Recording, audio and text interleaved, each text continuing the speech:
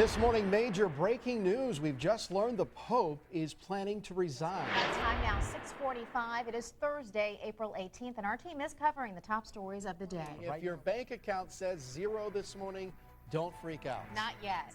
He and the First Lady are getting ready to leave the White House right now. And that's where we find Hallie Jackson live with the very latest. Hallie. Paul and Felicia, the President and First Lady will leave here in a couple of hours to head up to Boston, and there at that prayer service, the President will address the city and a nation, really. Thank you. Well, right now we want to show you some exclusive surveillance video. Images of a man still on the run. He's accused of kidnapping a woman in Stewart. Thank you, Josh. And now to breaking news here in South Florida, an update to that suspicious device found at Miami International Airport. Yeah, we just got this video. WSVN in Miami reporting this morning a group of Floridians are going up against the governor to reopen adult casinos. All of this after a law was signed yesterday banning the internet cafes. Our Chris McGrath is in Port St. Lucie this morning with more. Chris? Hey, good morning, Felicia. Good morning, Paul. This is one of those cafes that is closed right now in Port St. Lucie. It's supposed to be open. Right now, the search continues this morning for a former Los Angeles police officer who is accused of murdering 3 people. A $1 million reward is now being offered for any information about where he may be hiding. Let's bring in Shelley now with the very latest. There is a new lead in this massive manhunt, Shelley. Well, it just keeps getting better for the Miami Heat. The team bagged its 23rd win in a row last night, and it wasn't easy over the Boston Celtics. They almost lost it, but LeBron James iced it, making it all happen with this jumper with 10 seconds left on the clock. Dancing with the Stars kicks off in a big way. Yeah, 12 new contestants made their dancing debut on season 16 of Dancing with the Stars last night. Ellie Pickler was shaking it up too on the dance floor. She has some stuff to shake. Yeah, exactly.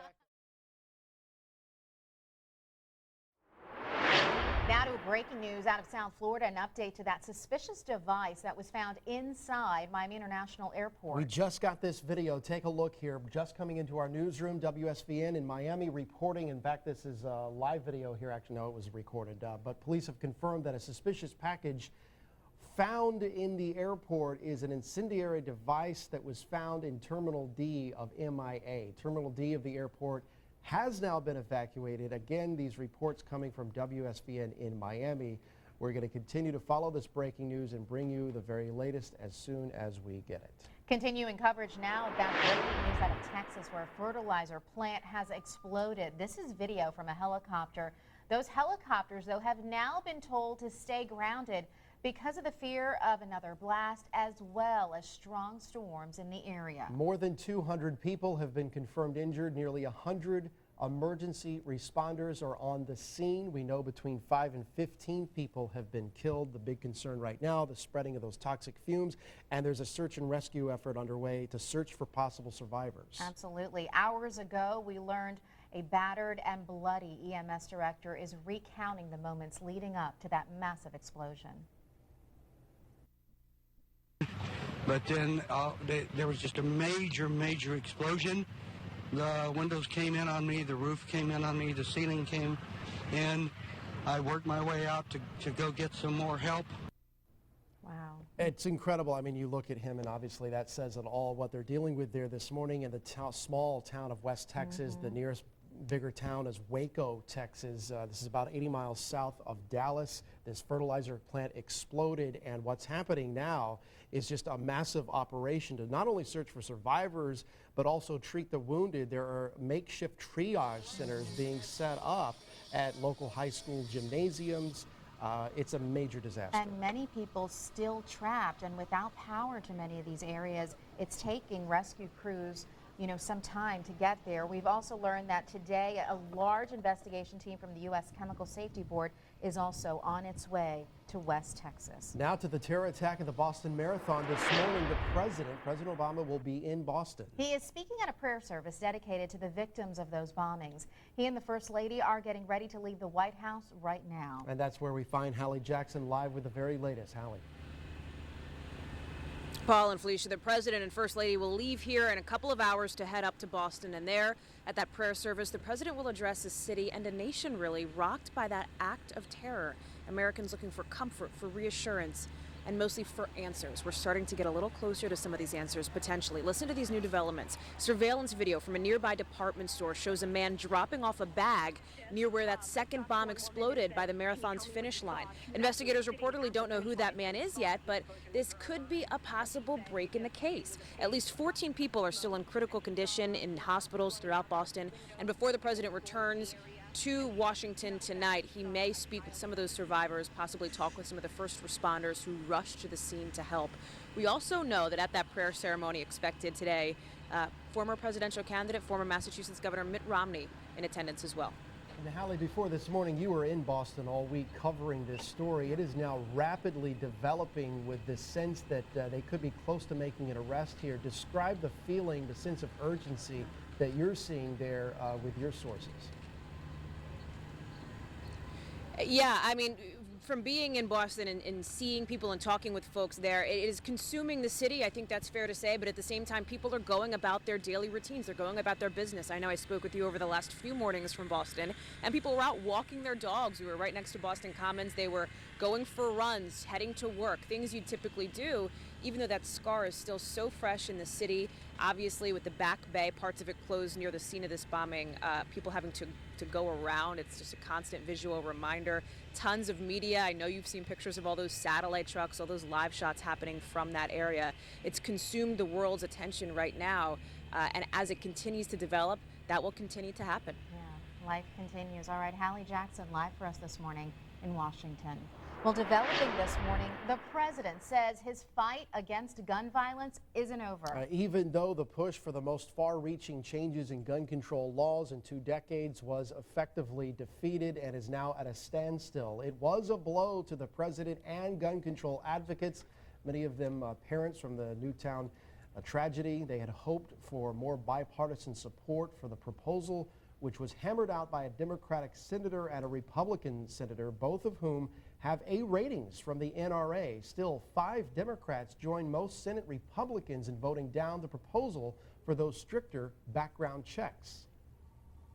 There were no coherent arguments as to why we wouldn't do this. It came down to politics. The worry that that vocal minority of gun owners would come after them in future elections. The Senate also voted against banning assault weapons and high-capacity magazines. This morning, the president is urging lawmakers to support a bill to overhaul the nation's immigration system. That is next on the agenda. Chris Emma is here now with more on that bill that could have a large effect here in South Florida. Chris. Yeah, Paul and Felicia, the president is pushing Congress to move that new immigration bill forward, and he's calling it a clear compromise, but he has admitted that he didn't get everything that he wanted in that bill. Well, many conservatives say the bill amounts to amnesty, and on the flip side, immigration advocates describe the new plan as too harsh and too punitive. The bill calls for new visa programs for workers or different skill levels, focuses on tougher border security, and also makes employers check the legal status of workers. It also creates a path to citizenship for the 11 million illegal immigrants here, a process that could take up to 13 years. Now, overall, the new system puts a bigger emphasis on skills and also employment opportunities and less importance on family ties to right here in the United States. Reporting live from the newsroom, Chris Emma, WPBF 25 News. Thank you, Chris. Developing this morning, an arrest after poison is sent to President Obama and a U.S. senator. Federal agents say a man named Paul Kevin Curtis of Mississippi sent ricin in the mail. According to the FBI, both letters read in part, "To see a wrong and not expose it is to become a silent partner to its continuance." The FBI says both were also signed, "I am KC and I approve this message." Ricin is a deadly substance. Just a tiny amount of it can kill an adult. The letters were intercepted during screening at a mail sorting center. They will undergo additional testing. Right now, police are looking for a missing teenager from Boca Raton. Police say Jason Elk's wallet and cell phone were found inside his car, which was in a pond Tuesday night.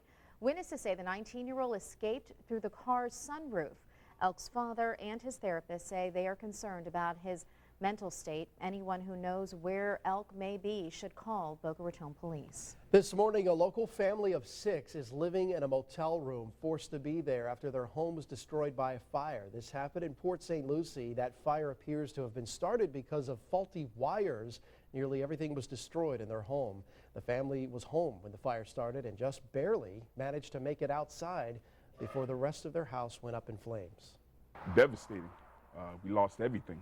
Beds, sheets, clothes, everything is gone.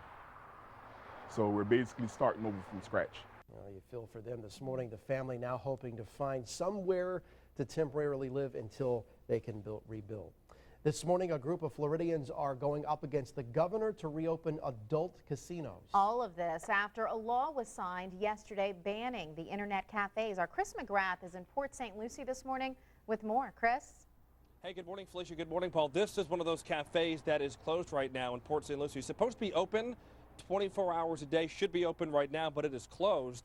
Here's the sign on the front door calling on folks to call the governor if they are upset. Now, the owner says a lot of people are now out of work, not just here, but across St. Lucie County. At this particular location, Spinwind PSL, 18 employees laid off. Also upsetting to seniors because this was sort of the social scene for them. They were surprised to see arcades lumped in with internet cafes. Now, places like this, again, still closed. There are a group of people fighting to get a court injunction to keep places like this open, but so far that has not happened. Paul and Felicia, back to you. All right, Chris McGrath live for us this morning in Port St. Lucie. Now to breaking news. I-95 northbound is shut down in the Sebastian area because of a brush fire that's actually burning in Brevard County. We're told smoke, though, has moved into the area, creating low visibility along I-95. The shutdown is from mile marker 161 to mile marker 173. Traffic, though, is being diverted off of I-95 at exit 156, which is Fellsmere Road. Well, let's help you beat the traffic this morning. And as you take a look at our Beat the Traffic camera in Boynton Beach, you can see Boynton Beach Boulevard and Military Trail. Traffic is moving right along there. And here's another view, this one from North Lake Boulevard and I-95. No problems to report. To beat the traffic anytime, go to our website, WPBF.com. The sun is up out there, but we're seeing some good cloud cover out there as well. You can see from our traffic camera and also over Jupiter Beach Resort camera showing some clouds hovering over the area this morning. Down in Delray, sun trying to make more of a presence, but we're going to see that cloud-sun mix throughout today. Very warm breezes today out of the east-southeast and highs in the lower 80s. That's verified by that 7-day forecast with chances of storms for the weekend. And a good Thursday morning to all of you. Coming up here, much more now on the breaking news from Texas. A massive explosion at a giant fertilizer plant just outside of Waco has injured hundreds. And right now, a frantic search continues for firefighters caught in the inferno. We are live from the scene this morning with all the breaking details throughout the morning. It's all next right here on Good Morning America. Thank you, Josh. And now to breaking news here in South Florida, an update to that suspicious device found at Miami International Airport. Yeah, we just got this video. WSVN in Miami reporting that police have confirmed that suspicious package found is an incendiary device. It was found in Terminal D of MIA. Terminal D of the airport has been evacuated.